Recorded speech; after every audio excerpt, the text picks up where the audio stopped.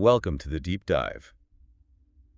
There are these moments, in history when societal change seems to speed up, when things that felt impossible suddenly feel, well, possible. Right, and you see the resilience of people turning dry statistics into these really powerful human stories. Exactly. And today, we're doing a deep dive into one of those really compelling and frankly quite complex narratives, India's journey with poverty. It's a story filled with amazing progress, but also, these persistent critical challenges. That's a good way to put it. Our goal today is really to pull out the key insights from the latest data, the analyses, and help you understand not just the numbers, but the profound human story behind them. Yeah, and we found some surprising facts, definitely some things to make you think. So we want to unpack this together, show what's really going on in one of the world's, most dynamic nations. Okay, so let's start with the really remarkable news. This dramatic turnaround in extreme poverty. What does that big picture look like? It's genuinely astounding, really. Think about it. Extreme poverty, and the World Bank defines that now as living below $3 a day, adjusted for purchasing power in India, right? The 2021 PPP. Exactly. That figure plummeted from 27.1% back in 2011-12 down to just 5.3% by 2022-23. Wow. And that's not just percentages. That translates to 269 million people lifted out of that extreme poverty. It's a monumental shift. 269 million, that's hard to even grasp. And I've Mhm. seen even more recent claims pushing those numbers lower still, like that State Bank of India report. Yes, the SBI report from January 2025, it suggests the national poverty rate might now be below 5% for 2024. They estimated rural poverty around 4.86% and urban at 4.09%. Pretty incredible figures given the scale we're talking about. Truly. And you mentioned something fascinating about the global context, how India sort of stands out. Yeah, this is where it gets really interesting. So the World Bank raised its global poverty line to that $3 a day mark. Now, theoretically, that should have increased the global poverty count by maybe 125 million people. But India, using its updated household spending surveys, the HCES data from 2011-12 to 2022-23 still showed a reduction of 125 million people below that line. So even as the global bar went up, India's numbers went down by a similar amount. Precisely. It suggests India's safety nets, especially things like the food security programs, might be unusually effective at stopping people falling back into poverty, even when the definition gets tougher. It's a statistical outlier, really. That's quite something. It points to the policies then. Right. What were the main drivers behind this reduction? The evidence really points toward government initiatives acting as these crucial safety nets, foundational support. That food distribution. Exactly. The public distribution system, the PDS, it provides free food grains to, over 60% of the population. That's huge. And then you have things like subsidized LPG for cooking fuel. Safer, cleaner cooking, yeah. These initiatives have been absolutely vital. They catch people when they fall, provide that essential buffer against, utter destitution. But no system's perfect, right? Even with these massive programs, there must be operational hurdles who might still be falling through the cracks. Oh, absolutely. Perfect execution at this scale is always a challenge. You have issues with identifying everyone who's truly needy, especially in remote areas or with mobile populations. Last mile delivery problems. Yeah, last mile delivery, sometimes bureaucratic delays, making sure the aid fits specific regional needs. It means some people, unfortunately, can still miss out on that critical support. Okay, so that's the income poverty picture. Incredible progress, but some operational friction. But we know poverty isn't just about income. Let's talk about the multidimensional side of things. Exactly. We really need to broaden the definition. The UNDP, that's the UN Development Program, their Multidimensional Poverty Index, the MPI, gives us this wider lens. And what does that show for India?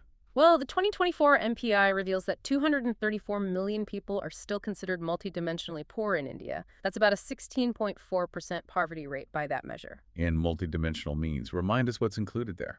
It's about lacking access to fundamentals, so things like education, healthcare, proper nutrition, sanitation, cooking fuel, electricity, housing.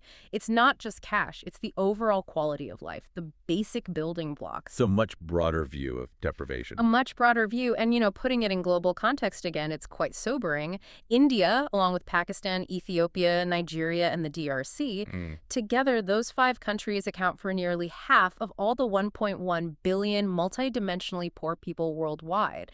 It just underscores the scale of the challenge that remains, even with the income poverty wins. Within that multidimensional picture, one area that always seems particularly alarming is malnutrition, especially among children. What are the numbers telling us there? The figures are, well, they're deeply concerning. They really show how economic growth isn't necessarily translating into better nutrition for everyone, especially the What youngest. kind of numbers are we talking about? Okay, so the National Family Health Survey, the NFHS data from 2019-21, showed that 35.5% of children under 5 are stunted. That means their growth is impaired. Over a third. Over a third.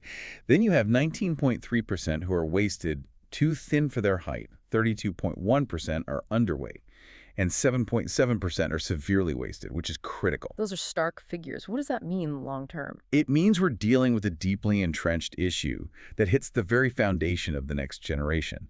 It affects their health, their brain development, their ability to learn, their future productivity. It's like trying to build a strong house on shaky ground. So these nutritional deficits aren't just a health issue, they actively trap people in poverty cycles. Absolutely.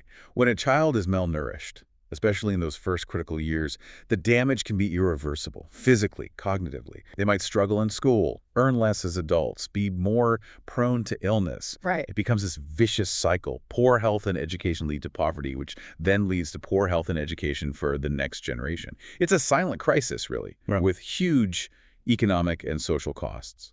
Okay, so we have this dual picture. Huge strides on income poverty, but these persistent multidimensional issues like malnutrition. Let's pivot to some other major hurdles. The wealth gap, that's something that comes up constantly. It is, and the numbers are pretty stark. Oxfam's data paints a very clear picture. The richest 1% in India, they control over 40% of the nation's wealth, 40%. while the bottom 50% of the population owns just 3%. Wow, the contrast. And it's not new. Back in 2017, Oxfam reported that 73% of all wealth generated that year went straight to the top 1%.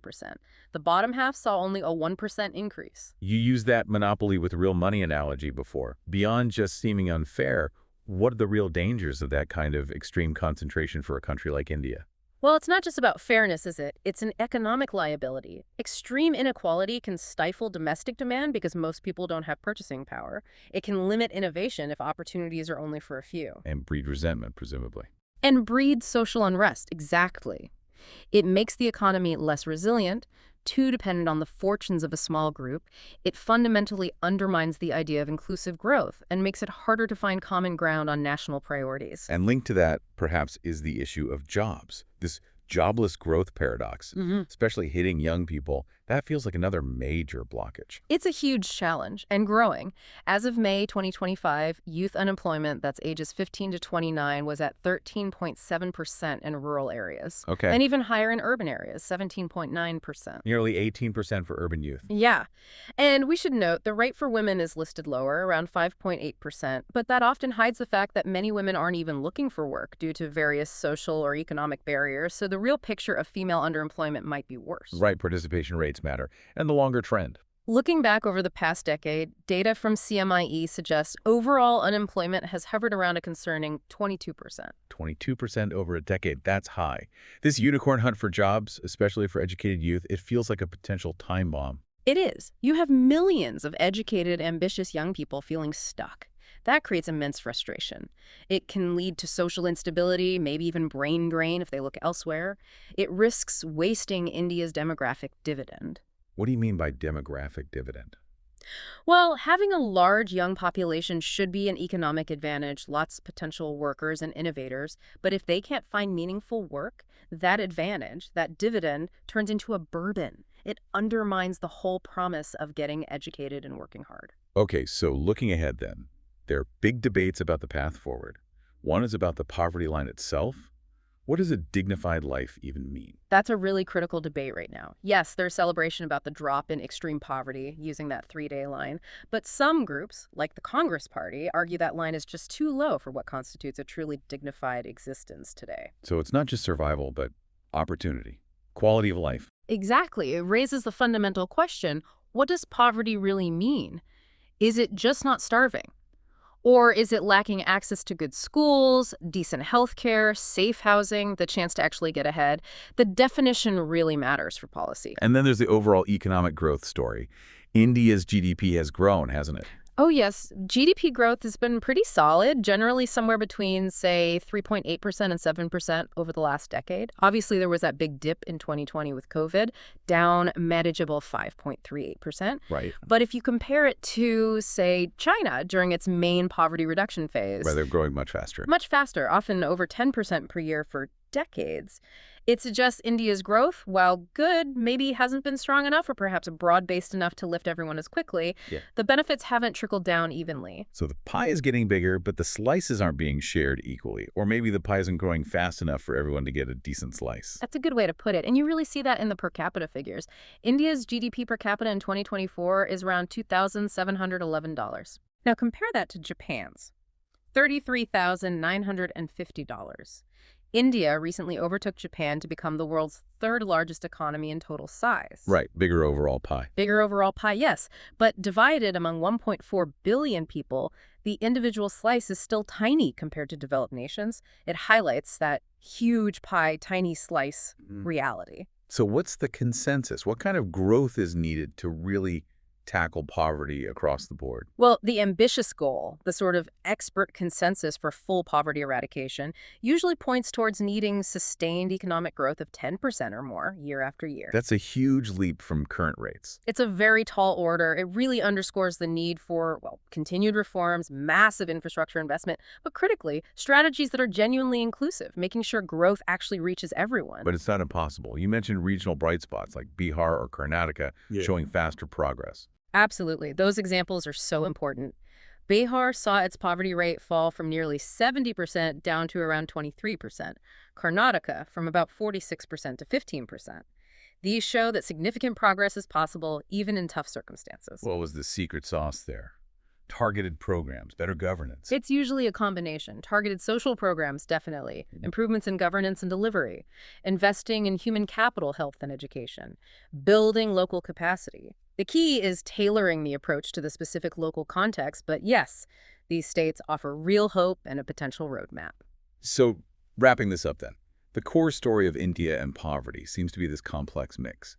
Incredible progress on one front, lifting hundreds of millions out of extreme hardship. Which is genuinely a monumental achievement. We have to keep saying that. Absolutely. Yeah. But balanced against these persistent, deep-rooted challenges, the multidimensional poverty, the inequality, the malnutrition. And as you think about all these figures, it's just so important to remember every number is a person, a family, a community, real lives. Right. True development isn't just about the GDP number. No, it's about whether that growth translates into actual well-being for everyone. Clean water, good schools, healthcare, real opportunities. That's the goal. Which leaves us with a really thought-provoking question, doesn't it? If it's possible to lift hundreds of millions out of extreme poverty, what's truly stopping us from tackling the deeper issues like wealth inequality or malnutrition? And how much do our definitions of a dignified life shape what we even try to achieve? That's the crucial question, isn't it? What are the real barriers now, and what are our priorities as a society? Something for all of us to reflect on as India continues this incredibly important journey.